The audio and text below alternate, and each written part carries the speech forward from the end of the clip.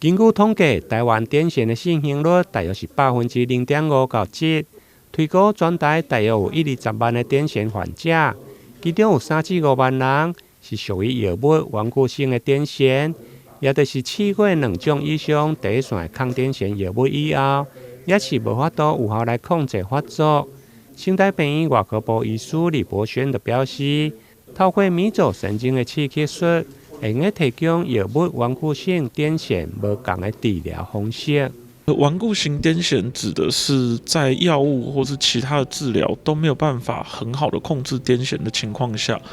那這些病人沒有辦法得到好的生活品質的時候，我們會嘗試用不同的治療手段。那迷走神經刺激器是一個相對安全而且有效的治療方案。迷走神經刺激器目前是一個相對後線的治療，意思是我們都會先把前面的治療嘗試過。那一般來說，優先會處理的還是手術切除。就是如果今天這個病人可以手術切除，他不應該接受迷走神經刺激。但是當這些治療都沒有辦法得到好的效果的時候，這是一個挽救型的治療，就是盡量改善他的生活品質，但是他沒有辦法真的針對於這個癲癇本身去治癒它。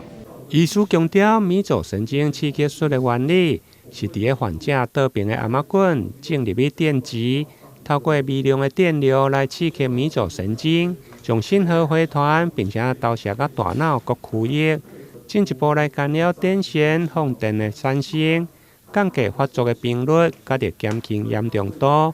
目前這項的手術已在部分有納入健保的給付，唔僅會用提升治療的可行性，嘛會用大幅度來減輕家庭的醫療負擔。台南新聞林英根採訪報道。